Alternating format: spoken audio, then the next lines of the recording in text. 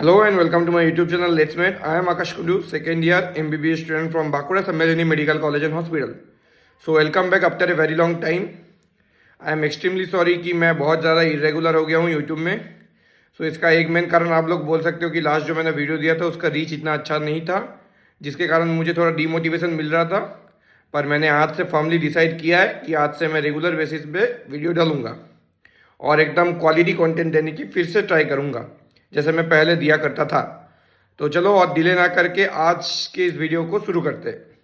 तो आज की इस वीडियो में हम लोग बात करेंगे कुछ ऐसे टिप्स एंड ट्रिक्स के बारे में जो आई कैन श्योर कि आपका एटलीस्ट मॉक टेस्ट में मार्क्स 40 से 50 बढ़ाएगा ही बढ़ाएगा. एंड प्लीज़ बिलीव मी कि आप ये 6-7 पॉइंट एकदम दिमाग में रख के काम करो तो आप लोग ये गारंटी ले लो कि ये जो ट्रिक्स है ना, ये इसको बोलते टॉपर ट्रिक्स या फिर टॉपर हैक्स. ठीक है, ये चीज़ मुझे अगर पहले पता होता तो बहुत अच्छा होता. And I came to know about this after like at the end of my NEET preparation journey. ठीक है, वो भी मुझे मेरे टॉपर दोस्त ने बताया था कि हाँ इनको ये बताया जाता है लाइक एलन के टॉप बैचेस में, लाइक SRG बैच, इन बैचेस में ये सब टिप्स एंड ट्रिक्स बताया जाता है. तो आपके लिए ये टिप्स एंड ट्रिक्स आपको यूट्यूब में कहाँ पे भी नहीं मिलेगा, कहीं पे भी नहीं मिलेगा. एंड श्योरिंग यू, ठीक है, कोई इतना अच्छे से ये टिप्स एंड ट्रिक्स आपको नहीं बताएगा. तो चलो मैं आपको इस वीडियो के द्वारा बताता हूँ और प्लीज़ आप ये वीडियो और शेयर कीजिए ताकि मैक्सिमम बच्चों को ये टिप्स एंड ट्रिक्स पता चले. तो चलो टिप्स एंड ट्रिक्स, पहला टिप्स एंड ट्रिक्स क्या है देखो. फर्स्ट है ऑप्शन एलिमिनेशन.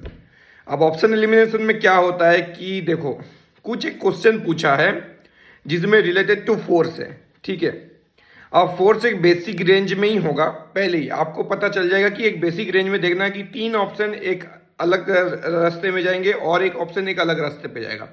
जो एक ऑप्शन अलग रास्ते में जाएगा ना, वो उस ऑप्शन का होने का चांसेस बहुत कम है. आप बाकी 3 ऑप्शन में से क्वेश्चन करके देख सकते हो.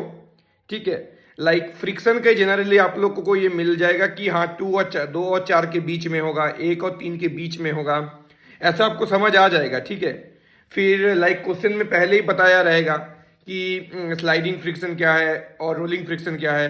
अब स्लाइडिंग और रोलिंग फ्रिक्शन में से कौन ज़्यादा होता है ये भी आपको पता है. आपका क्वेश्चन में एक दिया ही रहेगा कि स्लाइडिंग फ्रिक्शन इतना है, तो रोलिंग फ्रिक्शन आपको उससे कम या फिर उससे ज़्यादा आपको पता होगा कि स्लाइडिंग फ्रिक्शन रोलिंग फ्रिक्शन से कम होता है. ठीक है, तो आप लोगों को आप ऐसे ऑप्शन एलिमिनेशन से काम कर सकते हो. नेक्स्ट जो चीज़ है कि dimension back calculation.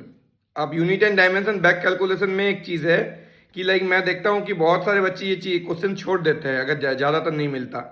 Like which of the following is a dimension of work, which of the following is a dimension of, मान लो कि सरफेस टेंशन, कुछ भी बोले. ठीक है, तो आप अगर देखते हो कि सीधे कैलकुलेशन से इजीली नहीं आ रहा है तो आप क्या करना कि बाकी सब जो है ना उनका यूनिट बना लेना.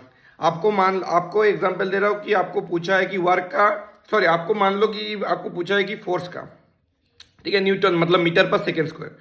तो आप सारे ये डायमेंशंस को तोड़ दो. सारे डायमेंशंस को तोड़ने के बाद आपको देखना है एक में मीटर पर सेकेंड स्क्वायर आएगा, आप उसको मार्क कर देना. वही अगर आप सिंपल ट्रिक से करने जाओगे ना, वो लोग थोड़ा इतना इजीली नहीं देंगे. सिंपल कैलकुलेशन से आपको मैक्सिमम टाइम नहीं आता है.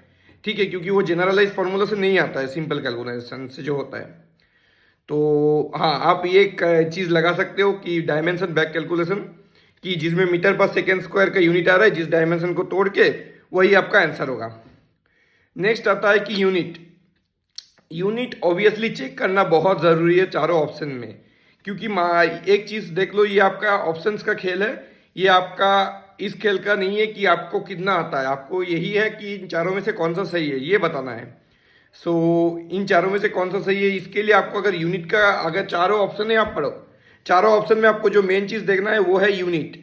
यूनिट आपको चेक करना ही है. अब किसी में अगर वर्क का पूछा है और जूल अगर यूनिट नहीं है, ठीक है, तो वो ऑप्शन पहले ही कट हो जाता है. ऐसे बहुत सारे क्वेश्चन आपको मिलेंगे कि चारों ऑप्शन में से एक ये ऑप्शन वर्क का नहीं है, एक ऑप्शन उसका नहीं है. तो ये एक चीज़ है कि वो यूनिट आपको देखना ही है. और you have to read all the 4 options and after that you have to understand कि वर्क का यूनिट क्या है. या फिर जो भी क्वेश्चन पूछे कि ये मतलब फोर्स पूछा है, वर्क पूछा है, टेंशन पूछा है, कुछ भी पूछा है, उसका जो यूनिट होगा चारों ऑप्शन में से ही होना चाहिए. अगर 4 ऑप्शन में एक का भी ऑप्शन का यूनिट अगर अलग है तो उसको पहले ही डिलीट कर दो। बाकी आपका 3 ऑप्शन हो गया तो उसके लिए आपको ईजी और हो जाएगा। नेक्स्ट है मैच द फॉलोइंग में। मैच द फॉलोइंग में आपको कभी कभी ऐसा भी क्वेश्चन आ जाता है, आप लोग देखना 2019 का जो री पेपर हुआ था उड़ीसा वाला, कुछ कुछ ऐसे पेपर में आप लोगों को मिल जाएगा कि आपको ऐसे ऐसे मैच द फॉलोइंग में दिखने को मिलेंगे जो आपके एनसीईआरटी में नहीं है। इन केसेस में क्या क्या करोगे कि ऐसा एक या फिर दो ऑप्शन, ऐसा एक या फिर दो मैच द फॉलोइंग तो रहेगा ही रहेगा। मैच द फॉलोइंग में से 4-5 का जनरली होता है, तो 4-5 में से 2 तो ऐसा रहेगा जो एनसीईआरटी में है। आपको वो 2 ही देखना पड़ेगा कि उन दोनों का जो ऑप्शन है, मान लो बी का डी है, ठीक है, बी ऑप्शन का अगर डी आंसर आता है तो आपको चारों ऑप्शन पढ़ना पड़ेगा कि किसमें बी का डी है। तो आपको देखने को मिलेगा कि 4 में से 2 का सिर्फ बी में डी है, बाकी 2 को काट दो। अब मान लो कि सी का ए है, तो सी का ए आपको बाकी 2 में से एक ऑप्शन में मिलेगा, उसको मार्क कर दो। आपको सारे ऑप्शन जानने की जरूरत ही नहीं है। पर बहुत बच्चे ऐसा क्या करते कि देखते कि अरे मुझे तो ये नहीं पता तो मैं कैंसिल कर देता हूँ, ये छोड़ देता हूँ, तो बच्चे वो इजी क्वेश्चन छोड़ देते हैं। सो मैच द फॉलोइंग कभी नहीं छोड़ना है।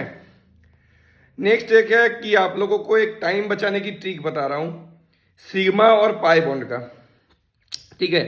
लाइक ऑर्गेनिक केमिस्ट्री में पूछते number of sigma and number of pi. So कभी सिग्मा बॉन्ड काउंट करने की कोशिश मत करना, सिर्फ पाई बॉन्ड काउंट करने की कोशिश करना, ठीक है। पाई बॉन्ड में डिफरेंस आपको मिल जाएगा। और पाई बॉन्ड मान लो किसी में 2 डबल बॉन्ड, जितना डबल बॉन्ड उतने पाई होता है। सो किसी में 2 पाई, किसी में 0 पाई। सो जिसका आंसर आप लोग सिर्फ पाई बॉन्ड ही काउंट करना, और कुछ काउंट करने की जरूरत नहीं है आपको, ठीक है। नेक्स्ट एक चीज है कि आपको जब 4 ऑप्शन रहता है ना, तो एक ऑप्शन अगर ऑल ऑफ द अबव होता है तो आप प्लीज एक बार उस क्वेश्चन को रीथिंक कीजिए कि अगर ये भी क्या आंसर हो सकता है, क्योंकि ऑल ऑफ द अबव होने का चांसेस सबसे ज्यादा होता है और नॉन ऑफ द अबव होने के चांसेस सबसे कम होते हैं। ये चीज हमेशा याद रखना कि ऑल ऑफ द अबव होने के चांसेस सबसे ज्यादा होते हैं, नॉन ऑफ द अबव होने के चांसेस सबसे कम होते हैं, ठीक है। तो यही कुछ tips and tricks. Next video में मैं आप लोगों को बताऊंगा कि कुछ मिस्टेक्स जो आपको नीट में अवॉइड करने चाहिए, और नेक्स्ट वीडियो में जो बनाऊंगा ना वो कल ही मैं देने की कोशिश करूंगा या फिर आज ही देने की कोशिश करूंगा। उसमें आप एक प्लीज कॉपी लिख के बैठना और ये सारे मिस्टेक्स नोट डाउन करना, ताकि ये मिस्टेक्स आपका कभी ना हो लाइफ में, ठीक है। नीट में कभी ना हो। अगर आप ये डेली मिस्टेक्स पढ़ोगे तो आई श्योर कि आपका मार्क्स बहुत इंप्रूव होगा। छोटे से छोटे चीज को ही जब आप लोग बार बार देखोगे ना, तभी आपको आपका अपना मिस्टेक्स नजर में आएगा। सो होप कि आपको ये वीडियो अच्छा लगे। तब तक के लिए please like share and subscribe to my YouTube channel let's meet. तब तक के लिए बाय बाय।